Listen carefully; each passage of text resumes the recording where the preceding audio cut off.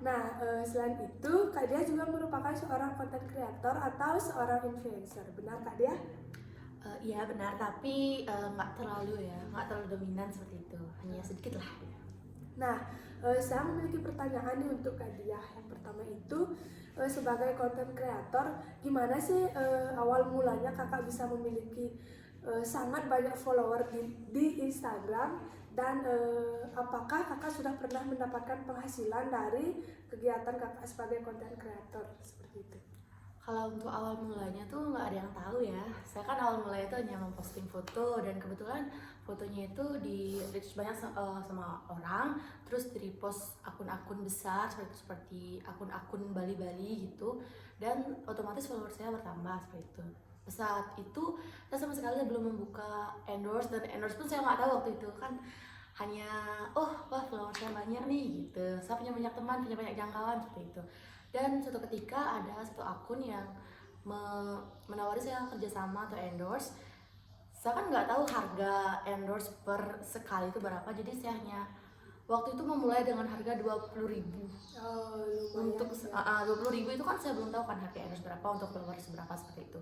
Dan semakin bertambahnya follower saya sendiri dan semakin berjalannya waktu, ternyata setelah saya tanya ke teman-teman saya yang juga memiliki followers yang jauh mungkin di atas saya atau mungkin di bawah atau setara, ternyata nilai endorse yang saya sampaikan itu sangat kecil gitu. Ternyata rata-rata endorse mereka tuh dari 100 ke atas gitu. Jadi mulai saat itulah saya mulai memberikan harga sendiri untuk jika ada yang mau endorse di saya seperti itu. Berarti kakak ini sudah bisa mendapatkan penghasilan ya dari sosial media.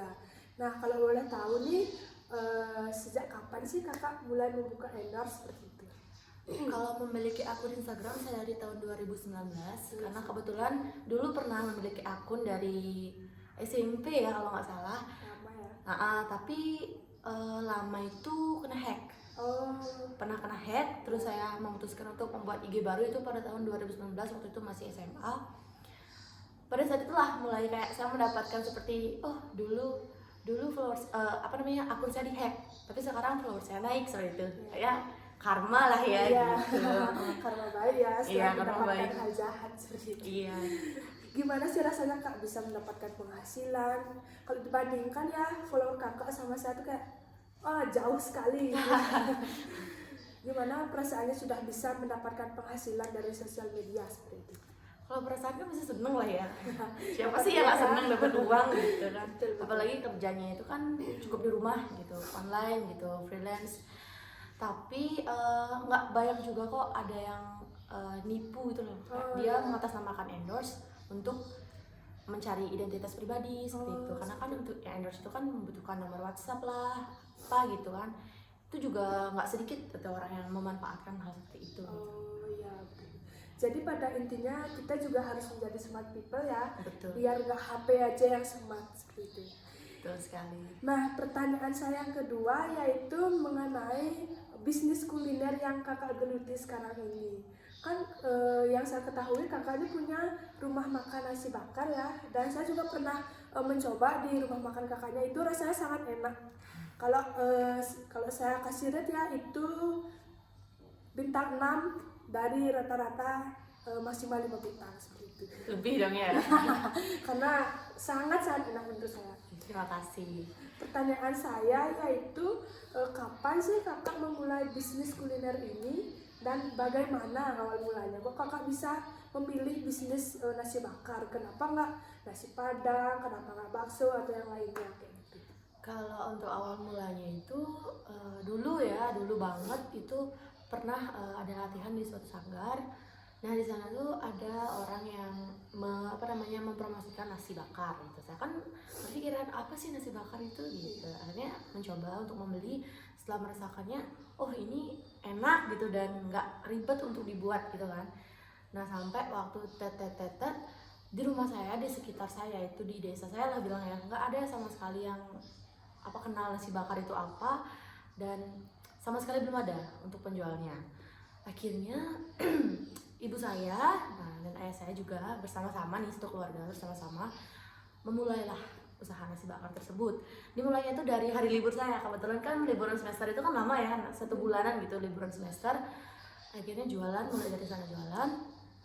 Oh ya, sebelumnya pernah juga, tapi online. Oh, Sebelumnya sebelum saya masuk kuliah itu online. Jadi sistem online-nya itu mesan dari WhatsApp gitu kan, dari sosial media, terus kami bawakan ke rumahnya gitu. Kayak kalau sekarang itu jenis Gojek mungkin ya. Iya, iya. Nah, tapi waktu itu kan masih belum tren Gojek itu masih belum terlalu gitu. Dan akhirnya pernah berhenti juga karena keadaan ya. Tapi lanjut lagi dengan memiliki stand lah gitu. seperti itu. Memiliki stand kecil-kecilan dan Astungkara ramai gitu. Ya, semoga selalu berjalan dengan lancar ya. Ya, Sungkaru sangat menginspirasi sekali ya. Just information untuk teman-teman, Kak Diah ini sudah bisa mempekerjakan sepupunya, sudah bisa memberikan lowongan pekerjaan kepada beberapa sepupunya. Jadi beliau ini orangnya sangat menginspirasi menurut saya. Nah, selanjutnya yaitu yang ketiga. Yang ketiga, dia juga merupakan seorang karyawan di warnet. Betul. Dia ini mengambil pekerjaan sangat banyak ya, kayak dia itu seperti Wonder Woman menurut saya, karena dia bisa mengambil beberapa kegiatan.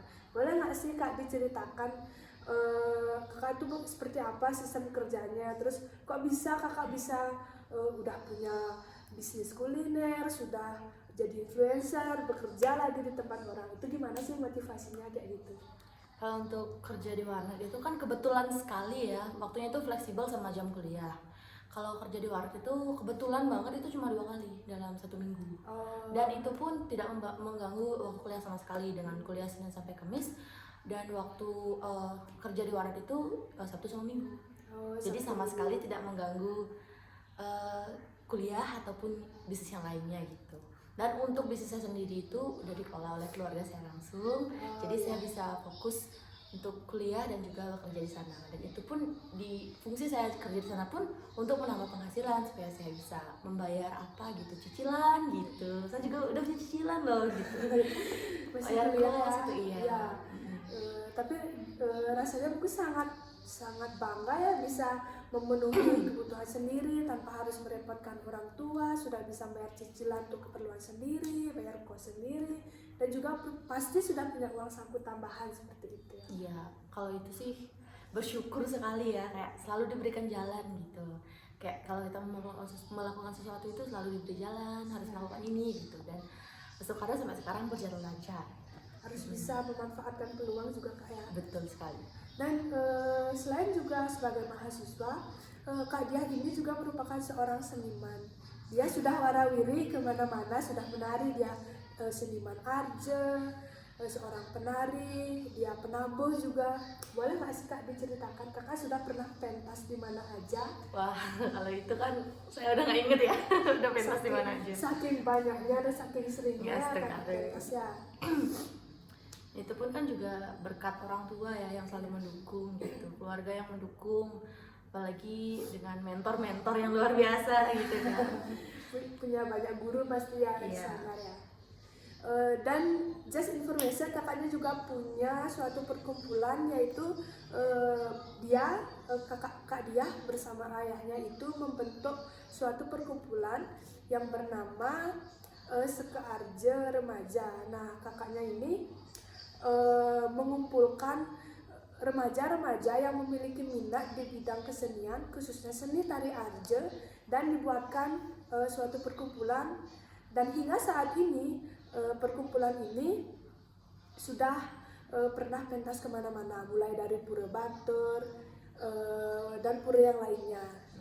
Karena kenapa saya tahu, karena saya sendiri juga diajak oleh kakaknya untuk ikut di perkumpulan ini, meskipun kemampuan saya masih jauh ya di bawah Kak Diah, tapi syukurnya Kak Diah ini orangnya sangat suportif. Dia itu memberikan dukungan yang sangat besar kepada teman-temannya, sehingga bisa mendorong temannya dari yang nggak tahu apa-apa sampai sudah bisa pentas melanglang buana ke beberapa tempat seperti itu.